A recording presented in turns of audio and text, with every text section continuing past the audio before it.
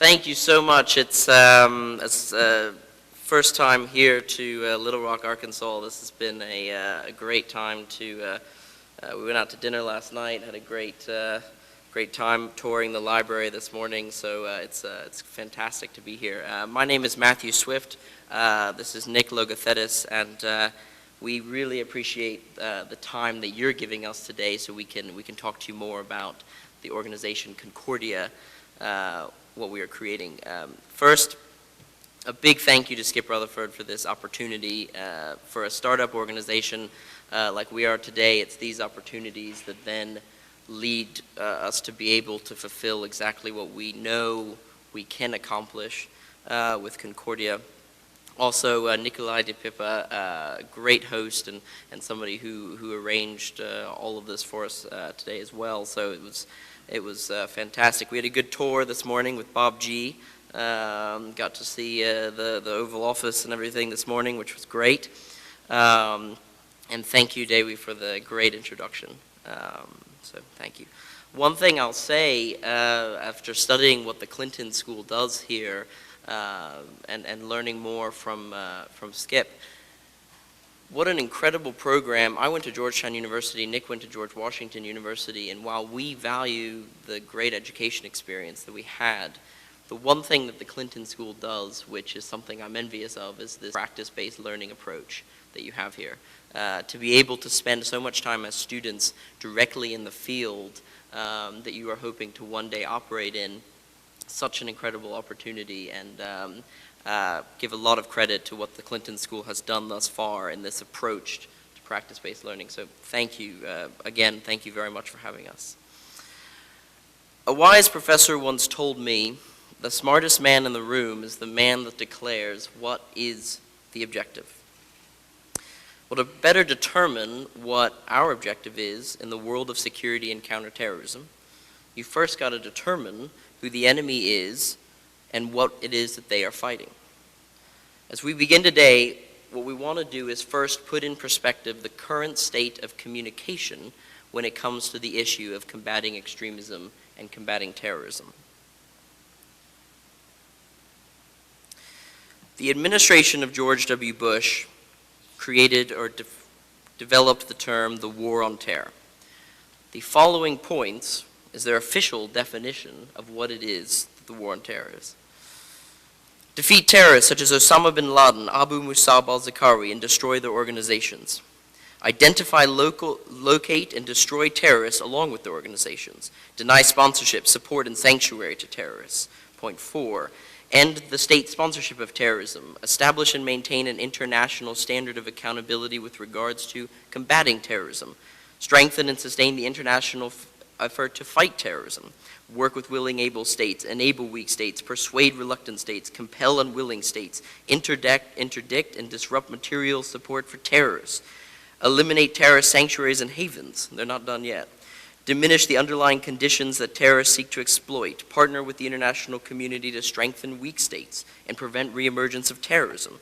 Win the war of ideals. Defend U.S. citizens' interests at home and abroad. Implement the national strategy for Homeland Security, attain domain awareness, enhance measures to ensure the integrity, reliability, and availability of critical physical and information-based infrastructure at home and abroad, integrate measures to protect U.S. citizens abroad, and ensure an integrated incident management capability. I hope you all followed that definition. When we looked at that, we read through it a few times and still had a little bit of a difficult time understanding precisely what it was that we were fighting, what it was that we were engaging in.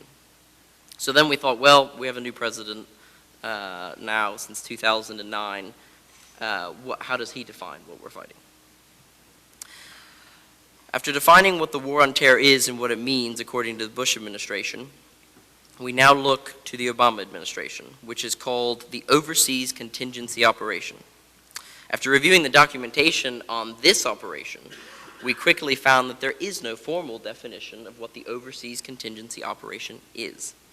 The only thing that you can find in federal official documentation is that it costs $130 billion to support in fiscal year 2009. Therefore, we didn't have much of a choice but to develop our own conclusions as to what the definition of this operation was. That's when we checked dictionary.com and looked up the words overseas, contingency, and operation. The definition of overseas pertaining to countries, associations, activities that are beyond the sea. The definition of contingency.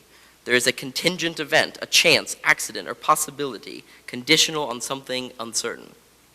And then the definition of operation, the power to act, to exert influence or force.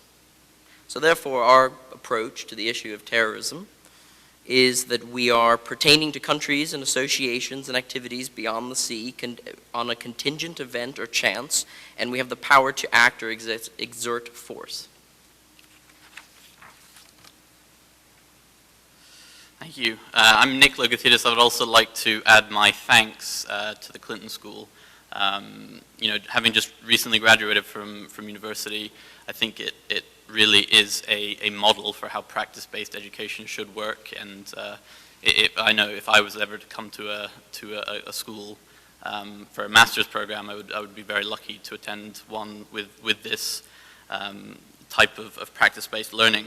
So Matt hopefully laid out what we believe is a very confusing element of the current state of what was the war on terror and now is the overseas contingency operation. And it's a very confusing issue. There doesn't seem to be much definition, both in the United States, the Western world, and globally. And the globe, especially the West, takes its cue from the United States. But one of the main sort of areas in which we want to focus on and look at is this debate between policymakers primarily, but also citizens, on whether terrorism has a root cause, what is its root cause, and how you can then identify the root cause and take it and use your knowledge to be able to defeat it. We don't have the answer for this, but what we do know is that there's a great deal of confusion. I think you have people who are very much on the ideological side saying that it's purely ideological. There's nothing circumstantial about it. It doesn't matter where people grow up, how they grow up, who their parents are, they're going to be engaged in these activities. Then you have another group of people, policymakers, who are focused on the fact that circumstances seem to have a big impact on it. If someone is not being able to feed their family or send their kids to school, and an extremist or terrorist offers them a better opportunity, it doesn't become about the extremist or terrorist, it doesn't become about the goals, it becomes about being able to feed their family. And to highlight this point, I want to read you a quote from two people. One is Secretary of State Hillary Clinton, who seems to take the latter view, and that is, let's not leave an educational vacuum to be filled by religious extremists who go to families who have no other option and offer meals, housing, and some form of education. If we are going to combat extremism, then we must educate those very same children. And obviously, Secretary Clinton is one of the foremost policymakers in the United States regarding this issue. That's contrasted against a gentleman by the name of Guy de Vries, who is someone that is not very well known, but he was the former counterterrorism chief of the European Union, a pretty powerful position and one who's intimately involved in this. He says, there are no automatic links between poverty and terrorism. Amongst millions of poor people in the world, only a few turn to terrorism. Now, we're not seeking to answer that question of which is right. What we're seeking to do is identify the fact that I think it's pretty well understood that circumstances have something to do with whether or not the vast majority of people will engage in these activities. There's a small majority that, for instance, Osama bin Laden, one of the richest guys in the world, he could have any education he wants. His family, has the biggest construction company in the Middle East. He chose a completely different path, and I don't think that has anything to do with circumstance. And that's, there are a few others who fit into that category, but the vast majority of people, I would say, are different in the sense that they are affected by their circumstance. You look at an example like Somali pirates, people off the coast of Somalia, of the Horn of Africa, who are hijacking ships. if you're a Somali goat herder who's earning $2 a day, someone comes into your village, you live in a shanty town, and says, listen, I have this opportunity, you get into a boat, drive 2 miles off the coast, and hijack a multi-million-dollar ship, then literally, money will rain down from a helicopter, because that's how they do the ransom. They drop millions of dollars in cash from a helicopter. What are you going to choose? Are you going to choose to be able to feed your family, educate your children, or are you going to choose to be able to go and hijack the ship? I think that's a pretty easy choice, and it doesn't really have much to do with ideology. The Somali pirates are not against ideologically the Greek shipping industry or the American shipping industry. They just want to be able to make money. And if you look at a satellite picture of the Somali coast, it's quite a striking scene, because you'll see for about a mile there's these houses that are just massive, that are built for ransom money from these that these companies pay to the pirates. And then there's a whole lot of shanty towns. And I think by all measures Somalia would be considered to be failing, if not a failed state. So what we want to do is sort of reshape the communications of this issue and have an impact on the way people look at it, rather than confuse them with with war on terror, overseas contingent operation. I'm sure the British have another name for it, the Saudis have another name for it, but that's what we want to do. And our biggest goal here is to remain as non-partisan as possible, and we work at that every day. This is not about one side or the other. It's about being able to have an impact on the vast majority of people around the world who make it possible for terrorists or extremists to do what they do by enabling them, by supporting them publicly. Those are the people that can be swayed, and those are the people that that is the vast majority of the people that we want to have an impact on. I don't think you're ever going to change members of Al-Qaeda's or Abu Sayyaf or any other group's minds. It's just not going to be done. But those who are in a village in Pakistan who are being supported by Al-Qaeda, or in a village in Palestine who are being supported by Hamas, you can change their mind. And so we looked at this, and we identified different constituent groups that could have an impact on this fight. Policymakers. The policymakers seem to be, rightly so in our opinion, focused on the more reactive approach, which is stopping the next attack, dealing with the consequences, stepping up security, and not sort of the more long-term approach that they just simply don't have time. And so looked at policymakers, then we looked at the business community globally. And the business community has a very large stake in what we are trying to do. We engaged a global PR firm about a year ago when we were starting this to go around the world and speak to the business community and say, is terrorism, extremism an issue that you care about? Why do you care about it? And what will, what do you feel you can do to help? And the vast majority of people we talked to said absolutely. And it's business.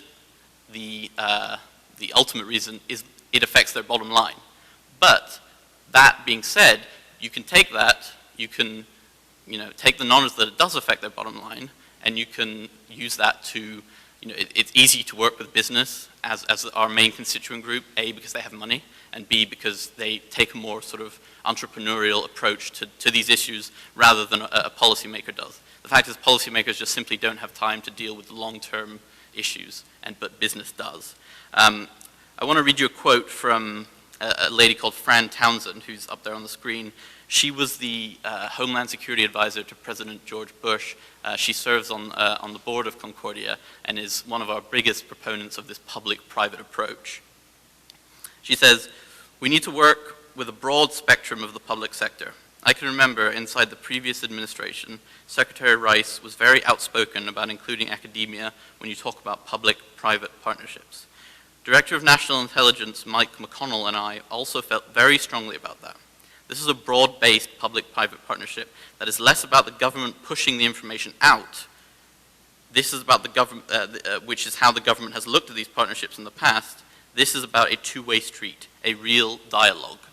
So the government has the desire to be involved with business on this issue. They just simply are too busy. they want business to come to them, and that's hopefully what we can do. One more final quote on this public-private approach I want to read you. It's from a CEO of a global shipping corporation that we're involved in, a very, very large company. It says, "Private industry has a significant role to play here. How can the government combat terrorism without engaging us more? We are the vehicle that terrorists often use to attack our homeland." So then we go back to one of the main functions of Concordia and one of the main objectives that we have, which is to engage private industry, a group that has very significant and strong ties into a lot of the countries that are so quickly becoming future terrorist hotbeds, as you can see with the UPS bomb plot in Yemen as one of many examples. We're glad to see the U.S. government actually is thinking the same way we are. They're forming formal partnerships right now between Homeland Security and private companies with their See Something, Say Something campaign, including Walmart. They were very proud to announce that they had created a partnership with Amtrak, which I'm sure was difficult to do. We are looking at the oil industry, the shipping industry, the travel industry, internet when it comes to cybersecurity, and looking at how does private industry play a more significant role in the policy debate. The policies are affecting them, yes, their bottom line, but it is also private industry are, in a lot of ways, the catalyst for terrorists to attack us as a country. So how can we, as Concordia, have an impact on that issue? We looked at different models. We looked at academic think tanks. We looked at policy centers. We looked at creating a private lobbying industry to represent private companies. But the one model that we saw, the one model that seemed to have the greatest impact was this concept of these global organizations that hosted these annual conferences. And the advantage to the annual conferences was this. They are able to bring the best people in the world from all corners of the world into the same room to talk about global issues and talk about how to solve global issues. What we saw when we studied the World Economic Forum in Davos is they have one of the most preeminent groups of individuals in the world meet every year to talk about the global economy and analyze it, and then give a report about where they see things as standing for the next year. They run the media messaging for that time. They are the foremost experts on the topics that they represent. Then we looked at Clinton Global Initiative, actually, and looked at the model that he had created, which took it a step further. Not only was he going to bring in global CEOs and heads of state and policymakers from around the world, he was going to get them to commit to do things directly in the field when they went home. We have a quote from President Clinton, actually, that he gave in 2005 when he launched the initiative. He said, "It is my pleasure to announce the inaugural meeting of the Clinton Global Initiative to be held in September 2005 in New York City. This event, which will bring together Prime Minister Tony Blair, Secretary General Kofi Annan, Vice Premier and now President Shimon Peres, Dr. Hernando de Soto, Sonia Gandhi, Rupert Murdoch, and an array of other distinguished and dedicated leaders will coincide with and complement this fall's Millennial Summit of the UN General Assembly. The workshops will focus on how to reduce poverty, use religion as a force for reconciliation and conflict resolution, implement new business strategies and technologies to combat climate change, and strengthen governance. Our meetings will emphasize dynamic group interaction to identify an agenda we can actually implement." So again, this idea, let us meet, discuss the most pressing issues of our time. Well, from our end, one of the gravest threats in the world is terrorism, and more specifically extremism. How do we combat it? And isn't it interesting that there isn't a global summit that focuses specifically on that and puts it into a global scale? As we begin to get formed, we officially launched in February. We've been working on this now since early September. While we're in the process of formulating our first conference, we also have 2 main programs that we're going to promote, and then we'll take your questions. So we come here not as experts in the field of counterterrorism, counter-extremism. We come here as people who are able to to organize and facilitate and get the right group of people into a room to make this happen. And one of the things that people ask us, rightly so, when we introduce Concordia to them, is what are the deliverables? And we've got 3 deliverables. One is the conference that Matt just mentioned that will hopefully follow a CGI Davos type forum where you bring together business people who have a stake in this issue but don't get a voice, and government officials. And if we can be 1/10 as successful as either of those organizations, we'll be very, very lucky. But the second is, we want to create something called the Concordia Index, which will seek to look around the world and identify what the levels of extremism are in various parts of the world. Have they gone up? Have they gone down? Why have they gone up? Why have they gone down? And what are the reasons for that? And there's no sort of global index that does that already. And I think that if, as policymakers, if they were able to look at that and say, we've been able to, have an effect in this part of the world or that part of the world, it'll be very beneficial to their making policy to be able to combat it. Now, the second is something we call the Concordia Audit. Now, the audit will seek to identify programs that already exist combating extremism. As an example, there's a program in Saudi Arabia that the Saudi government set up that seeks to identify individuals who have been involved in terrorist activity and offers them an amnesty from prosecution. They come in and say, I was a terrorist, I would like to claim amnesty. They do that, the government says, okay, you will not be prosecuted in any way, you won't face any penalty, but you have to go through this, school and, I'm not sure of the exact details, but they come out sort of as hopefully new people. Now, I don't know if that's been successful or not.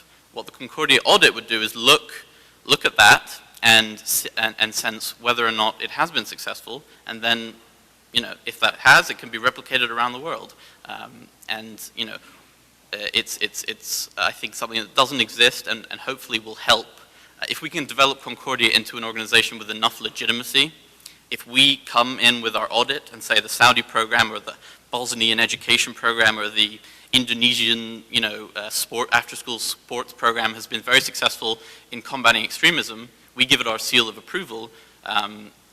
If we can do what we hope to do and become a legitimate global organization, that'll help those programs expand and be able to do what they need to do in a way that currently they don't get much publicity.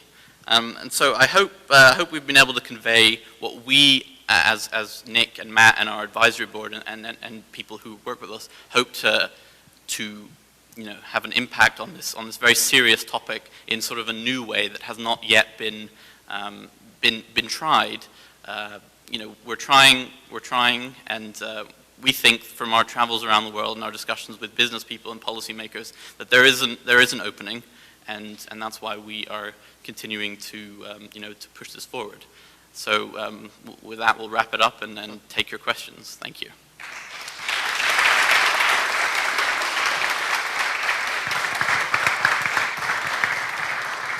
Thank you both. We do have time for some questions. If you raise your hand, we'll get a microphone to you. Kate?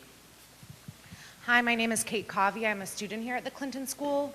A lot of what you talked about the mission of Concordia is affecting how people think about extremism and people being able to take a broader perspective on extremism. And I was hoping that you guys could speak to Peter King's House hearings on terrorism here in the US and how that's affecting your goal of changing the message.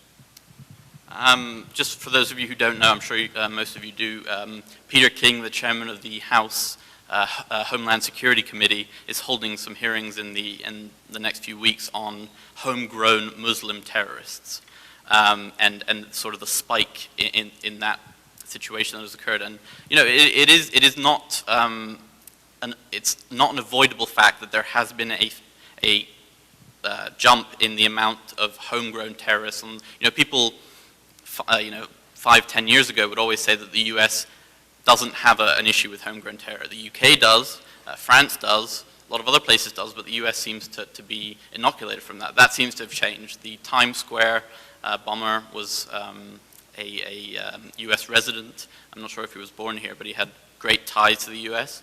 One of the most wanted terrorists in the world, Anwar al-Awlaki, is based in Yemen now, but he's a US citizen. He was educated here. And so I think certainly what Representative King is doing is not is not something that can be easily looked into without causing controversy, but I think you have to look at the recent spike in US homegrown terrorism, extremism, and it's the hearings, I think he put the word Muslim into the hearings, which I don't think is helpful. It's a reality. The past few terrorist attacks around the world have been involving Muslims, all the recent ones, but it doesn't help, I think, to lay that out, and it just immediately puts it in the controversial light. But I think it's an issue that needs to be identified, and we need to ask ourselves, why has the US gone from a place where this has not been an issue to now it is an issue? Yeah. We would also, as Concordia, we would sit there and push strongly that he has to evaluate circumstantial situations as well, just as much as any sort of religious ideology that might be behind it. And I think he has a pretty interesting past when it comes to issues, so it's it's something that I think that's why it's getting more media attention than it would have. Yeah. I have a question and a comment. Comment first.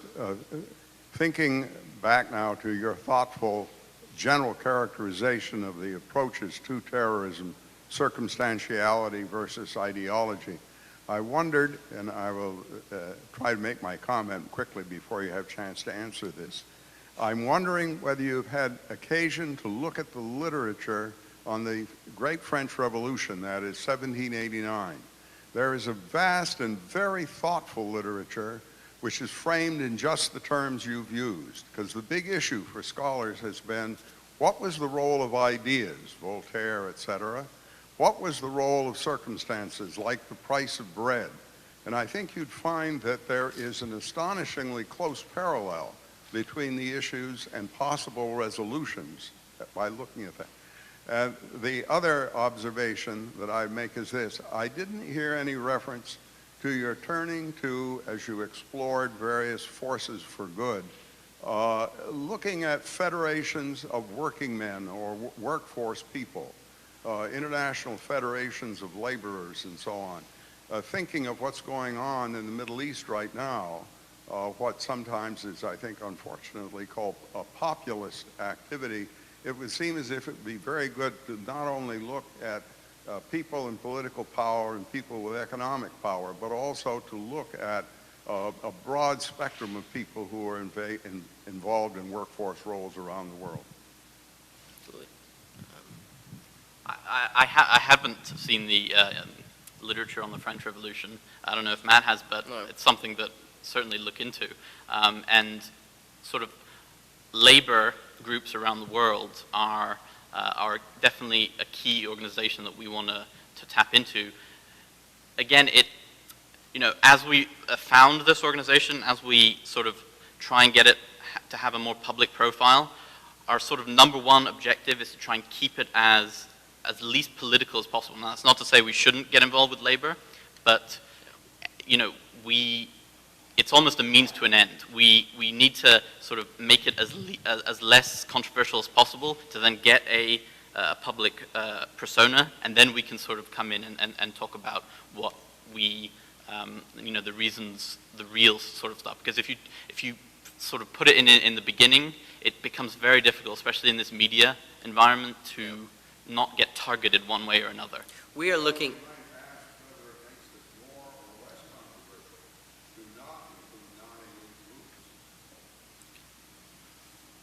That's very true.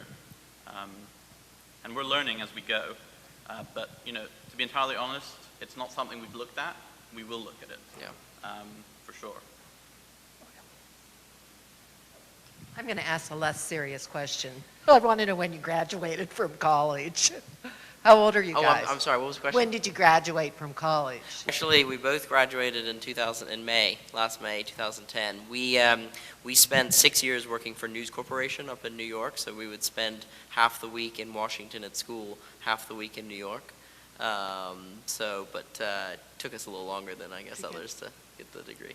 And where you have different accents? Are you from? I'm originally from Charlottesville, Virginia. My family's Greek originally, but I was born in London, but I'm a proud green card holder now, so. Well, my son went to Georgetown, so I know you had a good education and had a lot of fun. Absolutely. Behind you, Bill. Hi, I'm Dan Goodall from Winrock. Just a two-part question. Where'd your name come from? Why'd you pick that? And then how do you deal with the issue? Have you thought about the issue of freedom fighter versus terrorist, or drone plane bombing victim versus the person pushing the button on that activates the bomb on the drone plane? And there'd be the person operating is saying, I'm a freedom fighter, and the person who had the family member killed is saying that person's a distinctly a terrorist in my book. So how do you deal with that? And that's a very politicized issue. Yeah. I mean, I think you have a very uphill battle by saying you don't want to politicize it, because it seems that you can't avoid it. Well, to answer your first question, the name Concordia is the Roman goddess of understanding. So we look to Latin roots to try and determine a good name, and because one of the main points of our organization is to help facilitate the communication of this issue, we thought that was appropriate. You raise a very good question, and it's something that we've been grappling with from the beginning. There's no agreement on what the definition of a terrorist is, and one man's freedom fighter, as you said, is another man's terrorist. So what we do is we have spent most of our time looking at what gives terrorists the abilities that they have to fulfill their acts. And we look at extremist behavior, extremist thought, and then look at the causes of that. And so the main word that we use, Partnerships Against Extremism, is meant to sort of paint a broader picture on it. If you were to say, again, going back to that debate, we had a lunch a little bit earlier with a group of students, and the basic question was, how do you put it in a global context? And if you look at, say, far-right groups here in this country who are being painted now as potential terrorists, what does that mean? And our point was that once violence is the production of that political message, or that message in general, that's what then creates for a non-state actor, that's what then constitutes a terrorist. But that's why, from a media and a messaging perspective, we want to use the phrase extremism a lot more than we ever use the word terrorism, because it's a partisan debate, and it's a partisan topic. And I think the way we sort of get away with not having to specifically address issues like that is because we're not really out there to define those issues.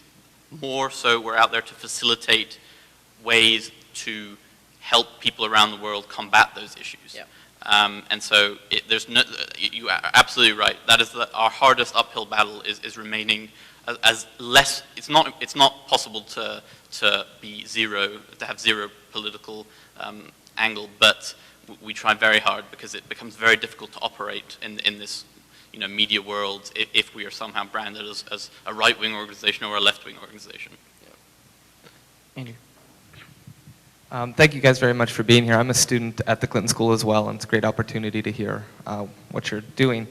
You've talked a lot about getting the business community involved in the organization, and I guess my question is, how do you convince business leaders and businesses to stop looking at the bottom line, I guess, and do USAID type development work, or more economic development work, poverty alleviation, something that might not be seen as something that's going to help them directly? Does that make sense? Yeah. Well, you. You said it yourself. It's their focus is the bottom line.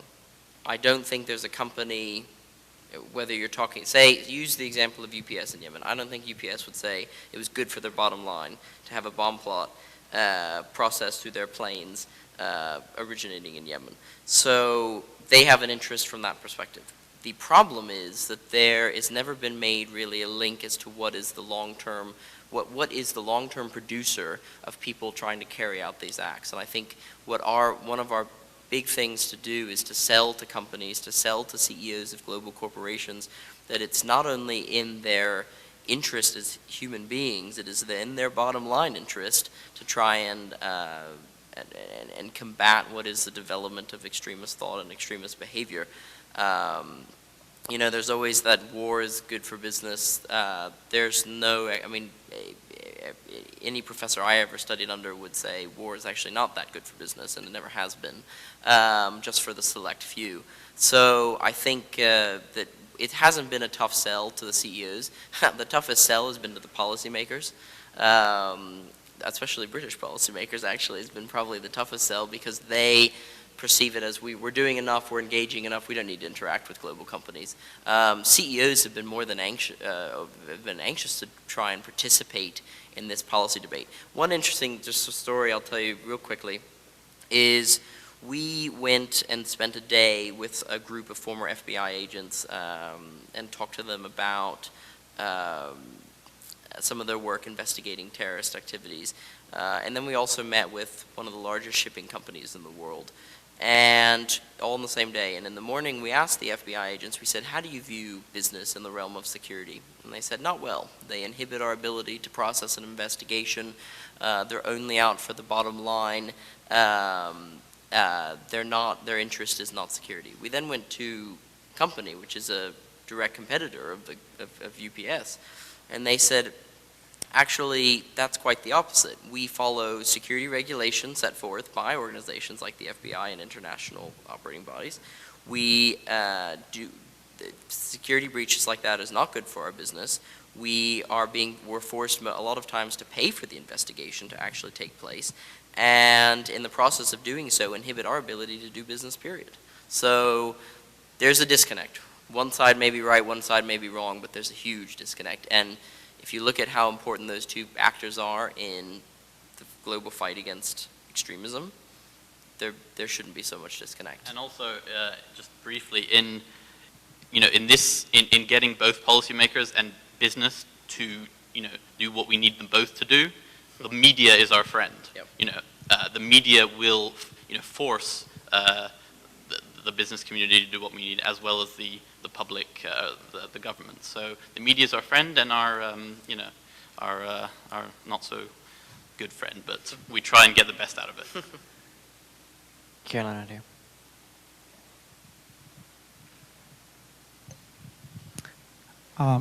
My name is Mauricio Castro, and I'm originally from El Salvador.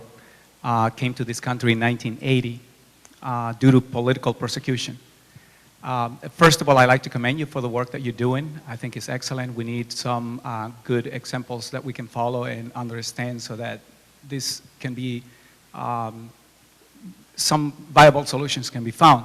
But I mean, the one thing that I have as a question for you is, you mentioned something about a spike in homegrown terrorism.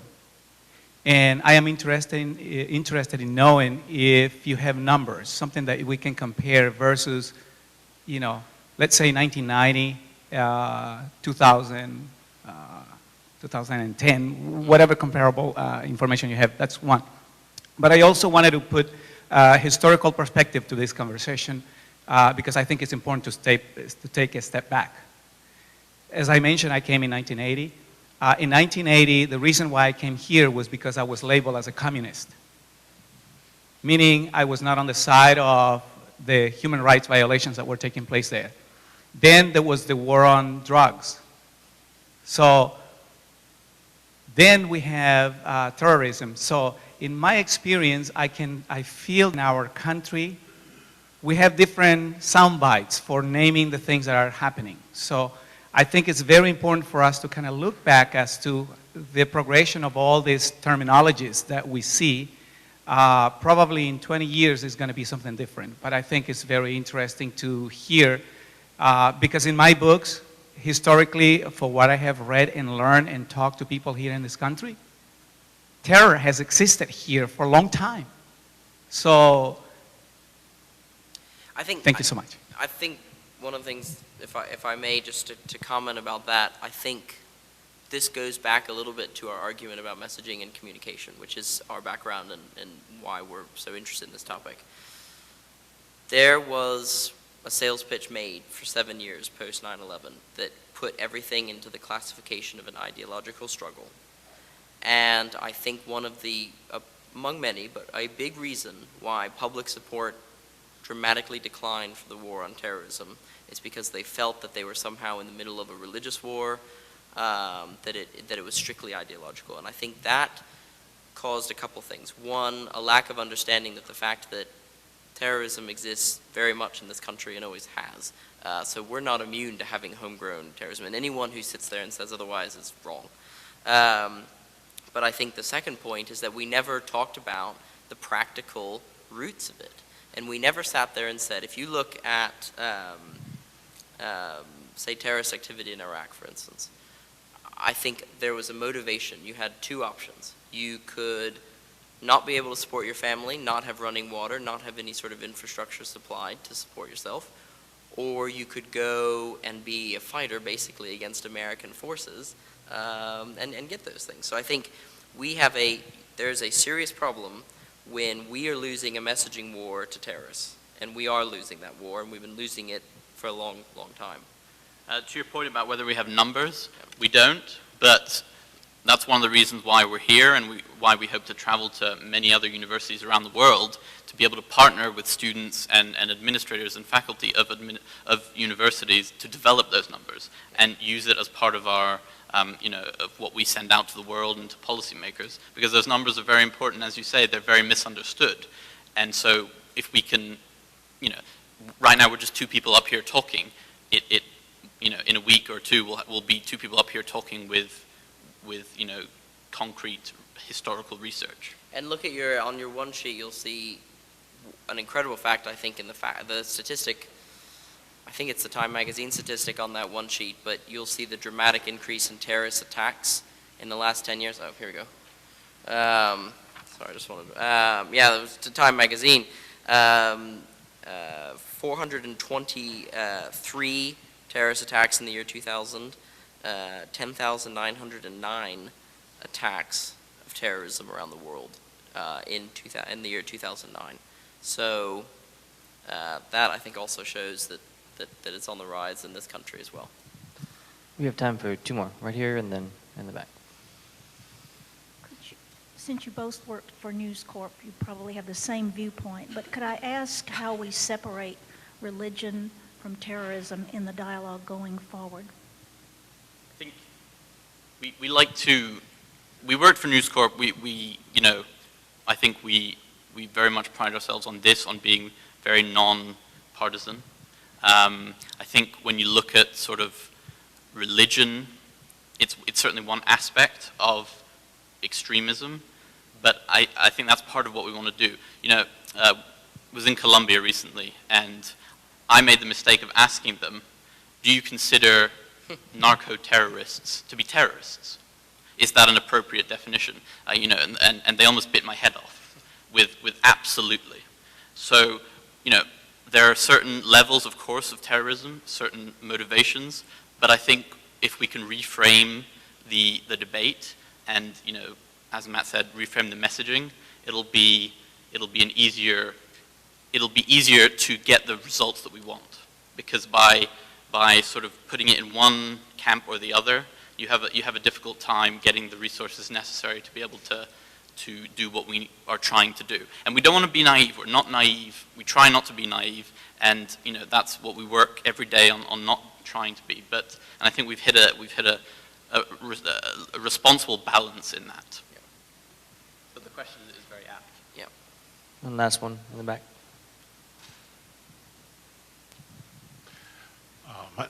Is this on? Yeah. My name is Marvin Schwartz. I'm a Little Rock resident. I would ask you if you would see terrorism as a form of an evolutionary development of a political movement, and somewhat akin to the eruption of the volcano, of a seething process that has not yet found a political presence or a voice. And its extremists are the front range, the front warriors who think they are advancing the cause. And in effect, after a time in the evolution of this thought or this process, they become counterproductive to it. I use the example, for example, of women's health. There was attacks on doctors at Planned Parenthood clinics that has proven to be very ineffective toward the agenda that the pro-life movement has shown. So is terrorism somewhat of an evolutionary front runner of the political process you guys are trying to quell, or at least assimilate? I think there's certain elements that could be, but I think there's not a person in the world that would say that they certainly haven't been successful at accomplishing some of their main objectives. When 21 individuals can do what they did on 9/11. You know, a lot of people, in historical context, we have a very short attention span. A lot of that is due to the current state of the media we've got today. But go back and read some of the headlines the day after what happened on 9/11, and you begin to remember the true horrific impact that had on our country, that had on our economy, that had on our people. And I think that shows that the fact that maybe tens of thousands of people in the world, maybe hundreds of thousands, have the ability to do that to the most powerful country in the world, and have the ability to do that to combat one of the most powerful militaries in the world. And I think that shows that they're there, I think, as far as in a path of being successful and effective. And look at how it's changed all of our lives. Look at what we go through to get on an airplane today. I think they've reached a level of success that they're probably even surprised about. And we want to be very clear in the sense that, you know, we're not standing up here saying that there aren't tens of thousands, hundreds of thousands, whatever, people in the world who no amount of talking, no amount of business, public-private partnership, whatever you want to do, after-school programs will stop them from doing what they want to do. They need to be fought, hunted, and stopped. But you know, the vast majority of other people around the world do not fit into that category. There's, you know, different levels of category, but I think, you know, those are the people we want to really have an impact on. Yeah. So.